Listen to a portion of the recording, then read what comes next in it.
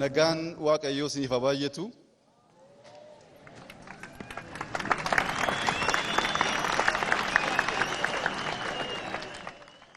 Kabajamoo obbo Taaggasa Caafoo, kabajamoo obbo Agenyaw Tashaagar, kabajamoo obbo Tamasgan Xuruneh, kabajamoo pirezidaantii keenya obbo Shimallis Abdiisaa, guyyaa har'aa ummata jaallan, biyya jaallan, biyyatti guddan,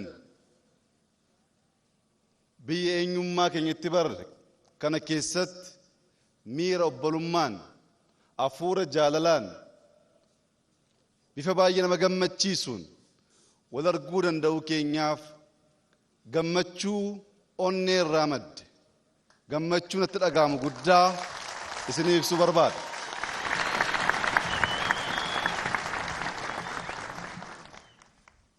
Biyya ofii, saba ofii, ummata beekan, aadaa beekan, fuula beekan arguun onnee namatti tora.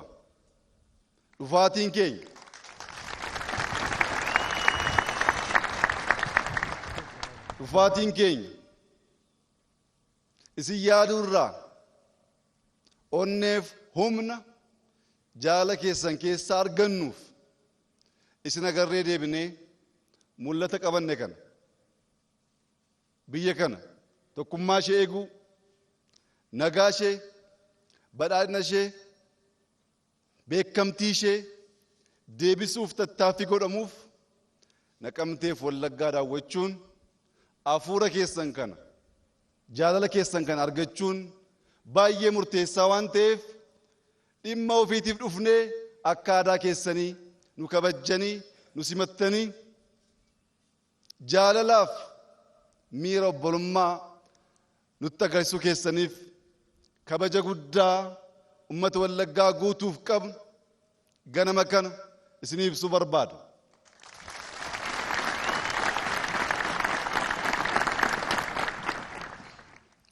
Namni gammachuu keessa jiru miiraan guutama waan ta'eef baay'ee dubbadhee dubbii balleessuun barbaadu. Yaa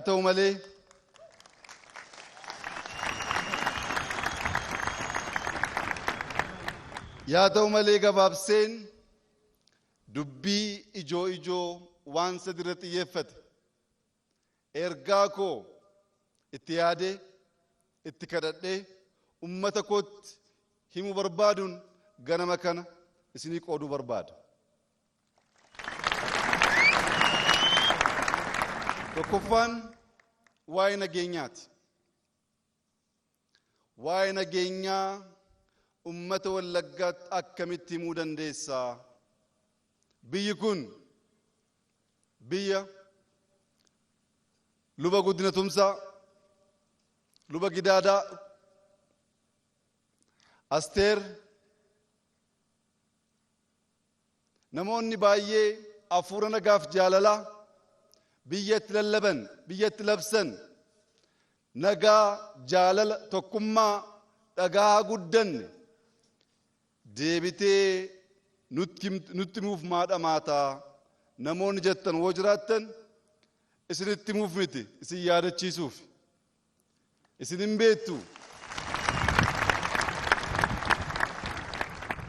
beektu.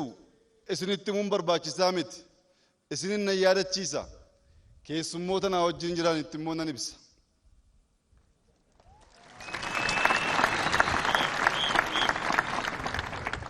Ummanni keenya jaarraa tokko oliif eenyummaan isaa sarbamee afaan isaatiin gargaaramuu akka hin dandeenye godhamee abbaan biyyummaa isaa, abbaan lafummaa isaa sarbamee biyya isaatti akka sanyii lammaffaa ilaalamuuf rakkatee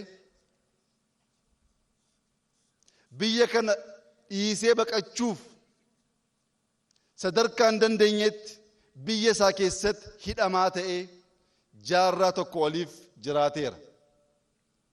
Bara akkasii qabsaa'uun, aarsaa kaffaluun, sirna diddaa garbummaaf waan kaffalamu hunda gochuun barbaachisaadha. Eenyummaa isaa dhabee, afaan isaa dhabee, biyya isaa dhabee nagaan jiraachuu danda'a. Har'a garuu ummanni Wallaggaa guutuu baruu kan qabu Oromoon bilisoomeera.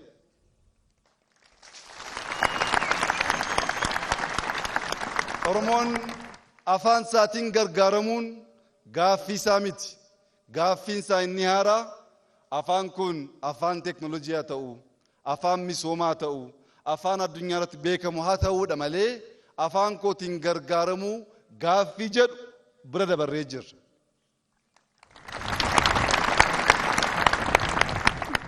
Oromoon gaaffii abbaa biyyummaa, gaaffii ofiin of bulchuu harree hin qabu.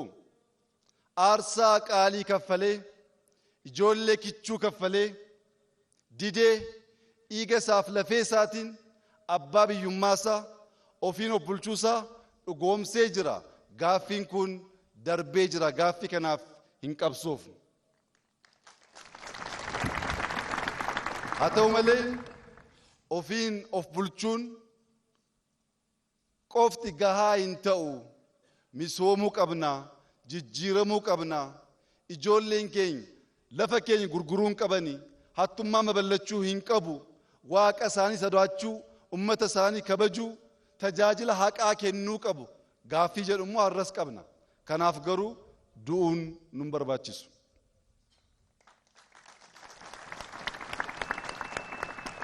Qabsoon hin dhaabbata jechuu miti.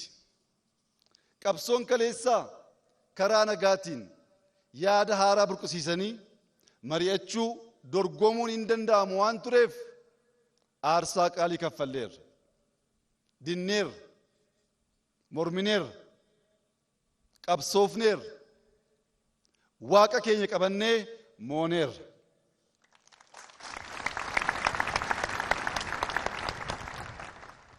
Kan moo'ee injifannoo tikfachuuf qabsaa malee akka haaraa injifannoo haaraatiif hin qabsaa'u. Har'a tokkummaan uummata keenyaa, tokkummaan saba keenyaa kan barbaachisuuf injifannoo aarsaa qaaliitiin argate kana tikfachuu, eeggachuu, tokkummaa Itoophiyaa, tokkummaa sabaaf sablammii, misooma biyyattii kana dhugoomsuuf yoo ta'e alatti kana booddee waa'ee afaanii, waa'ee Oromiyaaf Oromummaa, waa'ee sabboonummaa, waa'ee ofiin of bulchuu ajandaa qabsoo goonee hin qabsoofnu yoo ta'e har'as kaleessa keessa jiraannaa isa har'aaf isa borii hubachaa hin jirruu jechuudha. Kun immoo dubattafummaadha. Dubattafummaan Oromoof, dubattafummaan keessattuu ummata Wallaggaaf hin tolu waan ta'eef nuti mul'anni keenya gara fuulduraa adeemuudha malee duuba laalaa, duuba yaadaa, duuba jiraachuu miti waan ta'eef isa kaleessaa irraanfachaa isa boriif hiixachuu qabnaa jechuun barbaada. Ummata Oromoo guutuuf as Naqamteerraa labsiin har'a onnee irraan labsuu barbaadu. Dachii Oromiyaa keessatti waraan ijoolleen Oromoo wal ajjeesuun, ijoolleen Oromoo teessee ilaaf ilaamee mari'achuu dadhabuun har'a dhaabbachuu qaba.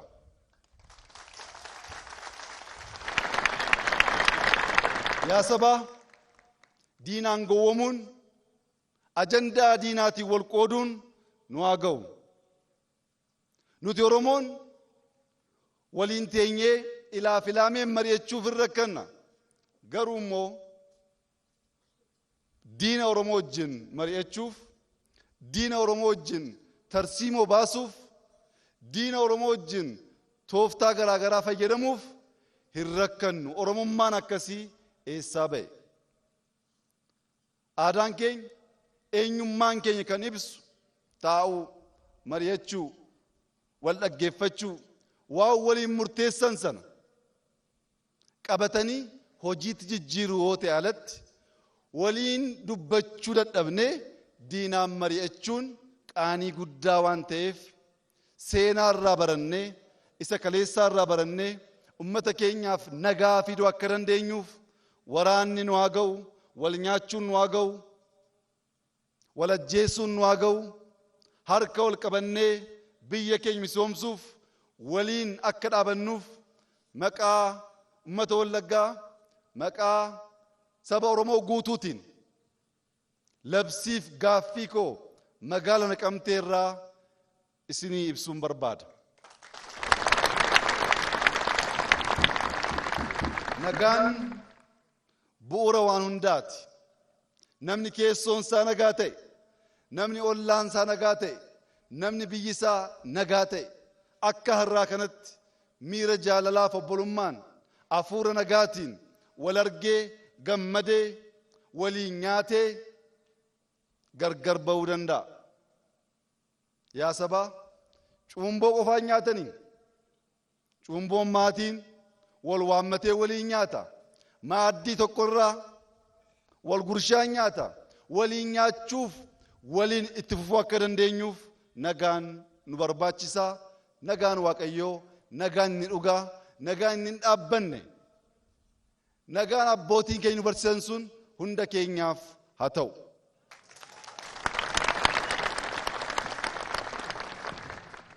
Ergaan koo inni lammaffaa tokkummaadha. Oromoon jaarraa tokko oliif maaliif garboome? Oromoon guddaa, Oromoon bal'aa akka Afrikaatti lakkoofsaan saba Oromoo kan ga'u bakka hin jirreetti gadheen maaliif jaarraa tokko ol nu bittee, nu ajjeeftee, abbaa biyyummaa keenya gante yoo jettan tokkummaa waan dhabneef.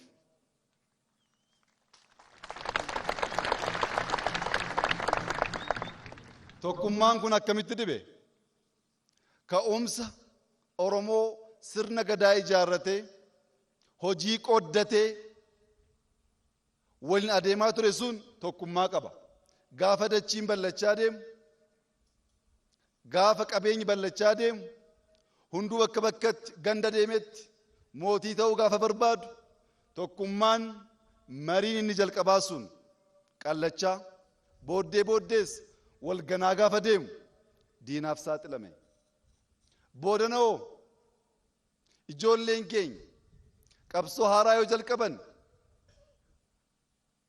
Baarotumsaan, Haayilee Fidaan, Sannaay Likkeen osoo tokko ta'anii jiraatan tokko tokkoon diinaan hin nyaataman turan. Tokko ta'uu osoo danda'anii ilaafilaameen mari'atanii mul'ata isaanii tolfatanii ummata isaanii qabatanii hundaa ol immoo waaqa isaanii ganuu osoo hin taane sodaatanii osoo waliin dhaabbannee jiran waggaa 50 qabsoon Oromoo kun duubatti deebi'aa hin turu ture sila. Tokkummaan nu barbaachisa gaafa jennu humna guddaa waan taaneef waraanuufis, misoomsuufis, of tiksuufis, yaada garaa garaa burqisiisuufis tokkummaan nu barbaachisa. Tokkummaa jechuun waan hundaan afaan tokko dubbachuu jechuu miti. Oromoon sirna dimokiraatawaa addunyaaf kan barsiise, sirna dimokiraatawaa kan beeku waan ta'eef Oromoo bal'aa dhiisaati maatii keenya keessatti yaanni garaa garaa ka'uu danda'a. Yaanni sun garuu ilaafilaameen mari'achuu alatti yaada mo'otaa adda baasanii qabachuu alatti walajjeesuuf ooluu hin qabu. Tokkummaan Oromoo yeroo kamiyyuu caalaa barbaachisaadha. Maaliif hoo'ettan jaarraa tokko ol yeroo qabsoof afaan keenya ofiin of bulchuu abbaa biyyummaa jenne. Amma garuu dubbiin badee jennaan hidda keenyatu cita. Diinni waan gochuu dandeenyu baree jira. Oromoon gaafa ka'u maal gochuu akka danda'u diinni baree jira. Yaa sabaa, gaabbii dhalootaaf darbu, gaabbiif miidhama ijoollee keenyatti darbu fiduun keenya duratti dhaabbannee tasgabboofnee si'annee mari'annee tokkummaa keenya eeggachuu qabna.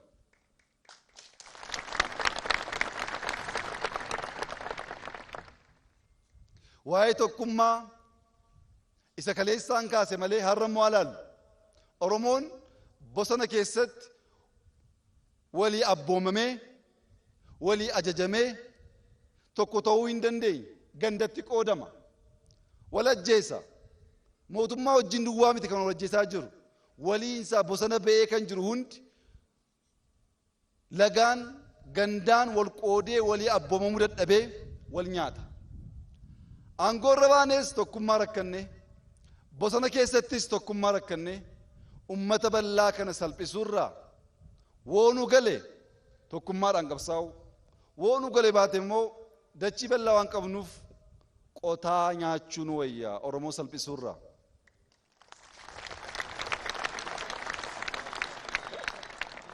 Salphinatti adeemurraa dhaabbatanii yaaduun baay'ee barbaachisaadha.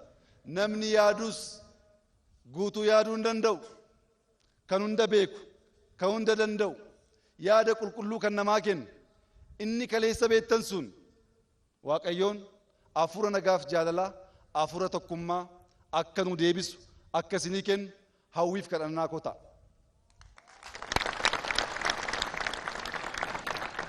Ergaan koon sadaffaa dinagdeedha. Yaa sabaa, gaafa jijjiiramni kun dhufu biyyi kun miindaa hojjetatoo isheetiif kaffaluu hin dandeessu. Liqaan biyya alaa humna isheetii ol ture. Dinagdeen biyya kana akka Afrikaa bahaatti lammaffaa ture. Akka Afrikaattis akka dhagaa baatan san dinagdeen keenya baay'ee duubatti hafaa ture.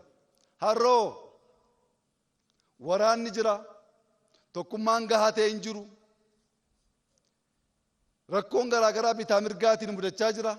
Achi keessa taane garuu Afrikaa keessatti ikonomii woo xiqqaate Afrikaa bahaa keessatti tokkoffaa ta'e, ikonomii dachaa tokko ol guddate, ikonomii qonna jijjiiraa jiru, ikonomii magaala jijjiiraa jiru, ikonomii ijoollee keenya sabiyyummaa irraa kaasee barsiifachaa jiru ijaaraa jirra. Ijaaruu duwwaa osoo hin taane badhaadhina biyya kanaa fakkii Afrikaaf ta'uudhaaf yaannu sana galmaan gahuurraa humni nu dhaabuu danda'u tokkoyyuu hin jiru. Maaliif hoo jettan nuni Waaqa keenya amannee ummata keenya qabannee hattummaa irraa fagaannee laphee qulqulluun ummata keenya tajaajilu biyya keenya jijjiiruu waan barbaannuuf namni Waaqa qabatee seenaa keessatti mo'amee hin beeku waan ta'eef mul'anni keenya yaanni keenya rakkoo garaagaraa mudachuu ni danda'a alatti galmaan ga'uunsaa mamii tokko shakkii tokko iyyuu hin qabu. Yaa ummata laphee guutuudhaan har'as akka kaleessaa irra deddeebi'ee isinitti himuu kan hin barbaadu. Itoophiyaan badhaadhinni ishee hin dhugooma. Itoophiyaan tokkummaan ishee hin eegama. Itoophiyaan